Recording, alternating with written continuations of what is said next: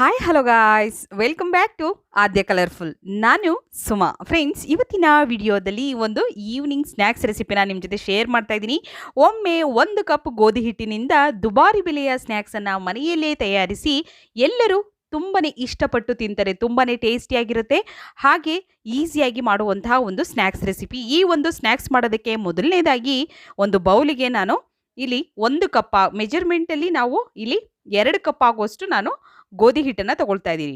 ನೋಡ್ಬೋದು ನೀವು 1.5 ಕಪ್ ಗೋಧಿ ಹಿಟ್ಟನ್ನು ಹಾಕ್ಕೊಳ್ತಾ ಇದ್ದೀನಿ ನಾನು.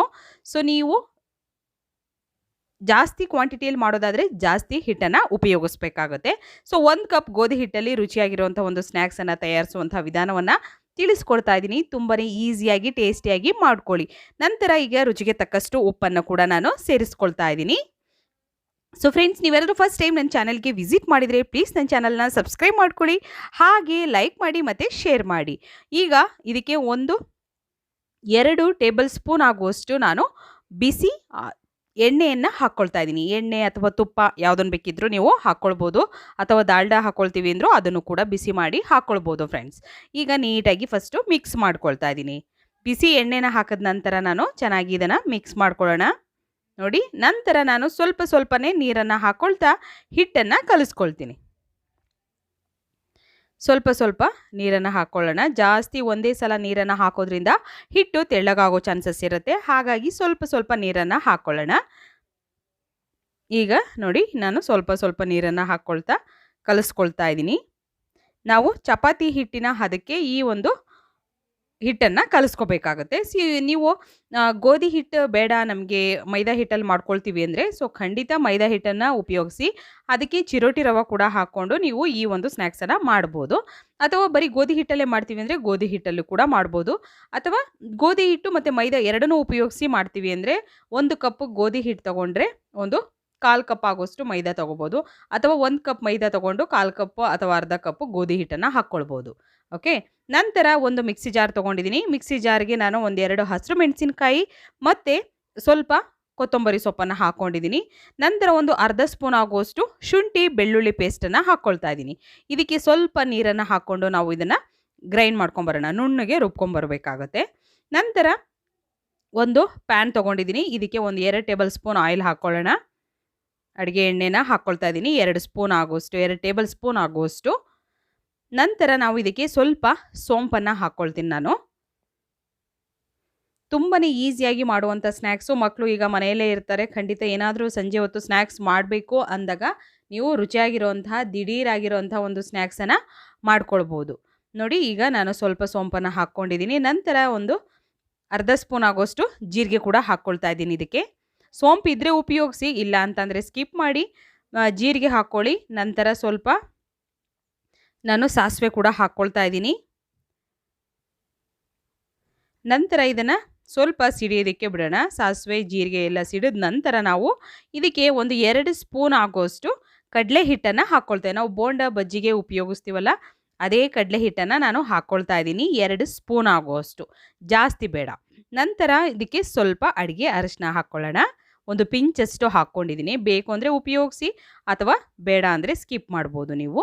ರುಚಿಗೆ ಸ್ವಲ್ಪ ಉಪ್ಪನ್ನು ಹಾಕ್ಕೊಳ್ತಾ ಇದ್ದೀವಿ. ನಾವು ಹಿಟ್ಟನ್ನು ಕಲಿಸ್ಬೇಕಾದ್ರೂ ಕೂಡ ಸ್ವಲ್ಪ ಉಪ್ಪನ್ನು ಹಾಕ್ಕೊಂಡಿದ್ದೀವಿ. ಸೊ ಹಾಗಾಗಿ ಸ್ವಲ್ಪ ಇದಕ್ಕೆ ಎಷ್ಟು ಬೇಕು ನೋಡಿಕೊಂಡು ಉಪ್ಪನ್ನು ಸೇರಿಸ್ಕೊಳ್ಳಿ.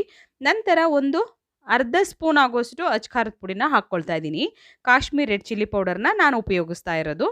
ಸೊ ನಿಮಗೆ ಖಾರ ಸ್ವಲ್ಪ ಜಾಸ್ತಿ ಬೇಕು ಅನ್ನೋದಾದರೆ ನೀವು ಇನ್ನೊಂದು ಸ್ವಲ್ಪ ಅಚ್ಕಾರದ ಪುಡಿನ ಉಪಯೋಗಿಸ್ಬೋದು. ನಾವು ಹಸಿರು ಮೆಣಸಿನ್ಕಾಯಿ ಕೂಡ ಉಪಯೋಗಿಸಿರೋದ್ರಿಂದ ಎಷ್ಟು ಬೇಕೋ ನೋಡಿಕೊಂಡು ಖಾರವನ್ನು ನೀವು ಉಪಯೋಗಿಸ್ಬೋದು. ನಂತರ ನೋಡಿ, ಈ ಥರ ಮಿಕ್ಸ್ ಮಾಡ್ಕೊಳ್ತಾ ಇದ್ದೀನಿ ನಾನು.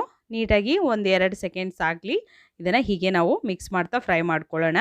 ನಂತರ ಇವಾಗ ನಾವು ರುಬ್ಬಿರೋಂತಹ ಮಿಶ್ರಣ ಇದೆಯಲ್ಲ, ಕೊತ್ತಂಬರಿ ಸೊಪ್ಪು ಮತ್ತು ಶುಂಠಿ ಬೆಳ್ಳುಳ್ಳಿ ಪೇಸ್ಟು ಹಾಗೆ ಹಸಿರು ಮೆಣಸಿನ್ಕಾಯಿ, ಇದನ್ನು ರುಬ್ಬಿರೋಂಥ ಮಿಶ್ರಣನ ಇವಾಗ ನಾವು ಈ ಒಂದು ಪ್ಯಾನಿಗೆ ಹಾಕ್ಕೊಳ್ತಾ ಇದ್ದೀವಿ.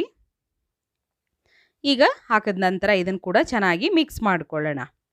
ಮಿಕ್ಸ್ ಮಾಡಿ ಇದನ್ನು ಸ್ಟವ್ನ ಲೋ ಫ್ಲೇಮಲ್ಲೇ ಇಟ್ಕೊಂಡು ಇದನ್ನು ನಾವು ಹೀಗೆ ಮಿಕ್ಸ್ ಮಾಡ್ತಾ ಇದನ್ನು ಫ್ರೈ ಮಾಡ್ಕೋಬೇಕು. ನೋಡ್ಬೋದು ನೀವು, ಇದು ಸ್ವಲ್ಪ ಗಟ್ಟಿ ಆಗಬೇಕು ನಮಗೆ, ಅಲ್ಲಿವರೆಗೂ ಇದನ್ನು ಹಾಗೆ ಮಿಕ್ಸ್ ಮಾಡ್ತಾ ಇರೋಣ.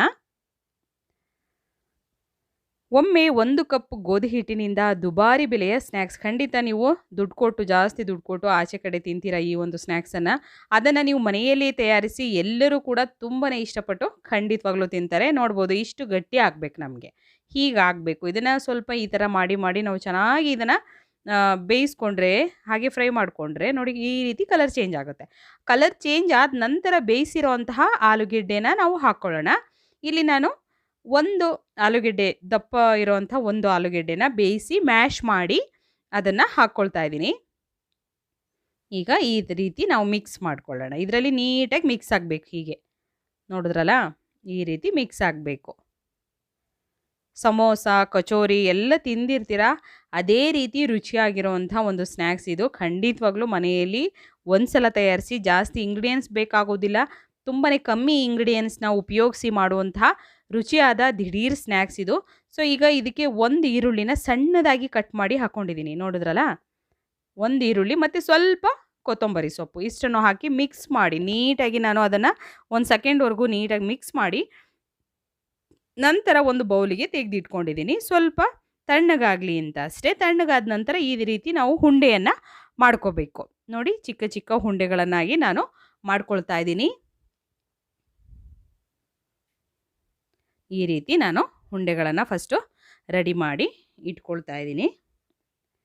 ನೀವು ಒಂದೇ ಸಲ ಈಗ ಎಲ್ಲದನ್ನು ಒಂದು ಸಲ ಮಾಡೋಕ್ಕೆ ಹೋದರೆ ಟೈಮ್ ಜಾಸ್ತಿ ತಗೊಳುತ್ತೆ. ಸೊ ಹಾಗಾಗಿ ಫಸ್ಟು ಈ ಥರ ಉಂಡೆಗಳನ್ನು ರೆಡಿ ಮಾಡಿ ಇಟ್ಕೊಂಡ್ರೆ ನಾವು ಬೇಗ ಯಾವುದೇ ಸಮೋಸ ಆಗಲಿ, ಕಚೋರಿ ಆಗಲಿ, ಅಥವಾ ಬೇರೆ ಒಂದು ಸ್ನ್ಯಾಕ್ಸ್ ಆಗಲಿ, ಅಥವಾ ಒಬ್ಬಟ್ಟಾಗಲಿ ಈ ಥರ ಬೇಗ ಆಗುತ್ತೆ. ನೋಡಿ, ಈ ರೀತಿ ಉಂಡೆಗಳನ್ನು ಮಾಡಿ ನಾನು ರೆಡಿ ಮಾಡಿ ಒಂದು ತಟ್ಟೆಯಲ್ಲಿ ಇಟ್ಕೊಂಡಿದ್ದೀನಿ. ನಂತರ ಈಗ ಹಿಟ್ಟನ್ನು ಕಲಸಿರೋ ಅಂಥ ಹಿಟ್ಟನ್ನು ನೋಡ್ತಾ ಇದ್ದೀವಲ್ಲ, ಈ ಹಿಟ್ಟಿಗೆ ಇವಾಗ ಒಂದು 2 ಸೆಕೆಂಡ್ವರೆಗೂ ಇನ್ನು ಚೆನ್ನಾಗಿ ನಾದ್ಕೊಳ್ಳೋಣ. ನೋಡಿ, ಈ ರೀತಿ ನಾನು ಹಿಟ್ಟನ್ನು ಒಂದು 2 ಸೆಕೆಂಡ್ವರೆಗೂ ನಾದ್ಕೊಂಡಿದ್ದೀನಿ. ಈಗ ಸ್ವಲ್ಪ ಹಿಟ್ಟನ್ನು ತಗೊಳ್ತಾ ಇದ್ದೀನಿ. ಈ ರೀತಿ ಹಿಟ್ಟನ್ನು ತಗೊಳ್ಳೋಣ. ಸೊ ನಾನಿಲ್ಲಿ ಗೋಧಿ ಹಿಟ್ಟು, ಆಶೀರ್ವಾದ್ ಗೋಧಿ ಹಿಟ್ಟನ್ನು ಉಪಯೋಗಿಸ್ತಾ ಇರೋದು. ಸೊ ನೀವು ಬೇಕು ಅಂದರೆ ನಾವು ಮನೆಯಲ್ಲೇ ಚಪಾತಿಗೆ ಅಂತ ಉಪಯೋಗಿಸ್ತೀವಲ್ಲ, ಬರೀ ಗೋಧಿನ ನಾವು ಮಿಲ್ಲಿಗೆ ಹಾಕಿಸಿ ತೊಗೊಂಡಿರ್ತೀವಲ್ಲ, ಸೊ ಅದನ್ನು ಬೇಕಿದ್ರೂ ನೀವು ತಗೊಳ್ಬೋದು. ನೋಡಿ, ಈ ರೀತಿ ನಾನು ರೆಡಿ ಮಾಡಿ ಇಟ್ಕೊಳ್ತಾ ಇದ್ದೀನಿ. ತುಂಬಾ ಈಸಿಯಾಗಿ ಮಾಡುವಂತಹ ಒಂದು ಈವ್ನಿಂಗ್ ಸ್ನ್ಯಾಕ್ಸು. ಸೊ ಏನಾದರೂ ಸಂಜೆ ಹೊತ್ತು ಟೀ, ಕಾಫಿ ಜೊತೆ ಬೇಕು ಅಂದಾಗ ನೀವು ಈ ಒಂದು ಸ್ನ್ಯಾಕ್ಸನ್ನು ತಯಾರಿಸ್ಬೋದು. ಈಗ ನೋಡಿ, ನಾನು ಇದರಲ್ಲಿ ಆಲೂಗೆಡ್ಡೆಯ ಒಂದು ಉಂಡೆಯನ್ನು ಇಟ್ಟು ನಂತರ ಇದನ್ನು ಕ್ಲೋಸ್ ಮಾಡ್ಕೊಳ್ತಾ ಇದ್ದೀನಿ. ಈ ರೀತಿ ಕ್ಲೋಸ್ ಮಾಡ್ಕೊಳ್ತಾ ಇದ್ದೀನಿ. ಕ್ಲೋಸ್ ಮಾಡಿದ ನಂತರ ಅದನ್ನು ಹೀಗೆ ಹಿಟ್ಟನ್ನು ಅಲ್ಲೇ ನಾನು ಮಡಚಿ ನಂತರ ಇದನ್ನು ಕೈಯಿಂದನೇ ಸ್ವಲ್ಪ ಅಗಲವಾಗಿ ಮಾಡ್ಕೊಳ್ತೀನಿ. ನೋಡಿ, ಈ ರೀತಿ ಮಾಡಿದ ನಂತರ ಜಾಸ್ತಿ ದಪ್ಪ ಬೇಡ ನಮಗೆ, ಹಾಗಂತ ಜಾಸ್ತಿ ತೆಳ್ಳಗಿದ್ರೂ ಕೂಡ ಅಷ್ಟು ಚೆನ್ನಾಗಿ ಬರೋದಿಲ್ಲ ಸ್ನ್ಯಾಕ್ಸು. So medium ಆಗಿರಬೇಕಿದು. ನೋಡಿ, ಹೀಗಿದೆ. ಸೊ ನೋಡಿ, ಇಷ್ಟು ದಪ್ಪ ಇದ್ದರೆ ಸಾಕು. ಈಗ ಇನ್ನೊಂದು ಮಾಡಿ ಕೂಡ ತೋರಿಸ್ತಾ ಇದ್ದೀನಿ ನಾನು. ಈಗ ಒಂದು ಉಂಡೆಯನ್ನು ಅದರಲ್ಲಿ ಇಟ್ಟು ಕ್ಲೋಸ್ ಮಾಡ್ಕೊಳ್ಳೋಣ. ಹೀಗೆ ನಾನು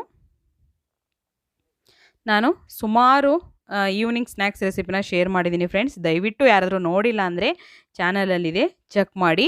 ಹಾಗೆ ನನ್ನ ಇನ್ನೊಂದು ಯೂಟ್ಯೂಬ್ ಚಾನಲ್ ಕೂಡ ಇದೆ, ಆದ್ಯ ಕಲರ್ಫುಲ್ ವ್ಲಾಗ್ಸ್ ಅನ್ನೋದು. ಸೊ ಅದನ್ನು ಯಾರಾದರೂ ನೋಡಿಲ್ಲ ಅಂದರೆ ದಯವಿಟ್ಟು ನೋಡಿ. ಹಾಗೆ ಆ ಚಾನಲ್ನು ಕೂಡ ಇಷ್ಟ ಆದರೆ ನಿಮಗೆ ಸಬ್ಸ್ಕ್ರೈಬ್ ಮಾಡ್ಕೊಳ್ಳಿ, ಲೈಕ್ ಮಾಡಿ, ಮತ್ತು ಹೆಚ್ಚೆಚ್ಚು ನಿಮ್ಮ ಫ್ರೆಂಡ್ಸ್ ಗ್ರೂಪಲ್ಲಿ ಶೇರ್ ಮಾಡಿ. ನೀವು ಸಬ್ಸ್ಕ್ರೈಬ್ ಮಾಡೋದ್ರಿಂದ ನಾನು ಇನ್ನೆಚ್ಚು ಒಳ್ಳೆ ವಿಡಿಯೋಗಳನ್ನು ವ್ಲಾಗ್ಸ್ ಚಾನಲಲ್ಲಿ ಹಾಕೋದಕ್ಕೆ ಇಷ್ಟಪಡ್ತೀನಿ. ಸೊ ನೋಡ್ಬೋದು, ಈ ರೀತಿ ನಾನು ಸ್ನ್ಯಾಕ್ಸನ್ನು ರೆಡಿ ಮಾಡಿ ಒಂದು ತಟ್ಟೆಯಲ್ಲಿ ತೆಗೆದಿಟ್ಕೊಂಡಿದ್ದೀನಿ. ಈಗ ಎಣ್ಣೆ ಬಿಸಿಗಿಟ್ಟಿದ್ದೆ. ಸೊ ಮೀಡಿಯಮ್ ಆಗಿ ಎಣ್ಣೆ ಕಾದ ನಂತರ ಇವಾಗ ನಾವು ಈ ಒಂದು ಸ್ನ್ಯಾಕ್ಸನ್ನು 1 ಬೈ 1 ಹಾಕಿ ನಾವು ಫ್ರೈ ಮಾಡ್ಕೊಳ್ಳೋಣ ಆಯಲಲ್ಲಿ.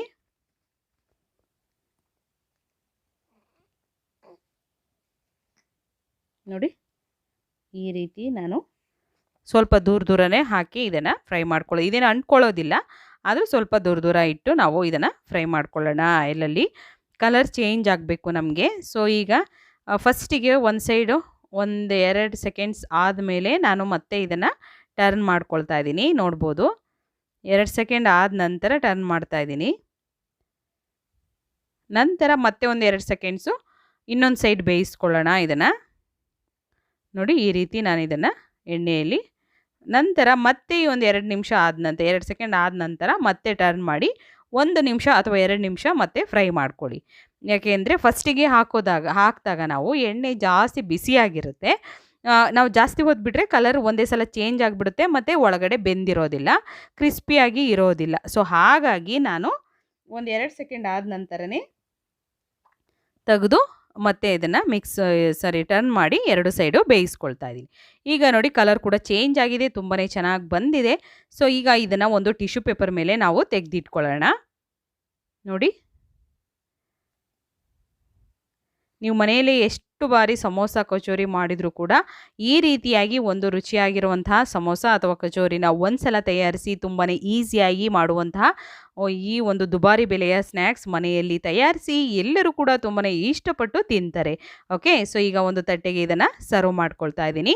ನೀವು ಕೂಡ ಮನೆಯಲ್ಲಿ ಒಂದ್ಸಲ ತಯಾರಿಸಿ ಹೇಗೆ ಬಂತು ಅಂತ ತಪ್ಪದೆ ನನಗೆ ಕಾಮೆಂಟ್ ಸೆಕ್ಷನಲ್ಲಿ ತಿಳಿಸಿ ಫ್ರೆಂಡ್ಸ್. ಓಕೆ, ಸೊ ಇವತ್ತಿನ ವಿಡಿಯೋ ಸ್ವಲ್ಪನಾದರೂ ಇಷ್ಟ ಆಗಿದರೆ ಪ್ಲೀಸ್ ಚಾನಲ್ನ ಸಬ್ಸ್ಕ್ರೈಬ್ ಮಾಡ್ಕೊಳ್ಳಿ, ಹಾಗೆ ಲೈಕ್ ಮಾಡಿ, ಹೆಚ್ಚೆಚ್ಚು ಶೇರ್ ಮಾಡಿ. ಇವತ್ತಿನ ವಿಡಿಯೋನ ಇಲ್ಲಿಗೆ ಮುಗಿಸ್ತಾ ಇದ್ದೀನಿ. ಮತ್ತೆ ಇನ್ನೊಂದು ಹೊಸ ವಿಡಿಯೋ ಜೊತೆ ಬರ್ತೀನಿ. ಅಲ್ಲಿವರೆಗೂ take care, bye, see you.